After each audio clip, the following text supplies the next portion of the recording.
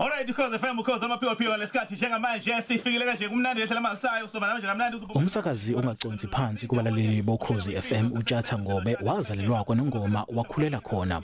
uNgobe usezuze izindondo ezehlukene esemkhakheni wezokusakaza. Lo nyaka esikuwo umhambela kahle kakhulu njengoba esanda kuqokwa njengomsakazi ohamba phambili ezweni kuma awards eDStv. Lo yimngedwa engikhumbula kahle uthi eklasini ngangihlale ngithi ngizoba umsakazi. Emangikhumbula kahle kwazi wahleka eklasini lapho ngoba kahle hle wabona izingane ziyamangala. uNgobe uthi ukhozi lumnikeze inkundla yokuthi enze into esenhlizweni yakhe. Ngilotshathe nguye namhlanje, ngilento engiyo namhlanje ngenqaba leli bukhozi. Bangimangalisa ke mina kunoma ngabe iluphi uhlelo ngifaka kulona emsakazweni. Bavele bafike ngeinkani. Njengamanje lo msakazi usakaza izinhlelo ezimbili olwasekuseni phakathi nezinsuku kanye nolukwamaskandi ngempela sonto.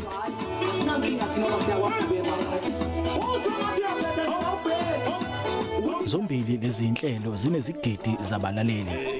Maningi nje kakhulu ama-award esengwawinile kodwa abaluleke kakhulu ilawe ngisanda kwawina kuona lo nyaka ama Viewers Choice lapha kuMzansi Magic. La khona engqobe indondo yomsakazo ovelele eNingizimu Afrika ngaphinde futhi nganqoba iUltimate Award okuyiyona esho ukuthi yimi engavotelwa kakhulu ukudlula bonke laba bantu osazwayo ababe lapha nabawina ama-award. uNgobe ukholwa ukuthi wonke umuntu angaphumelela uma nje esebenza ngokuzikhandla.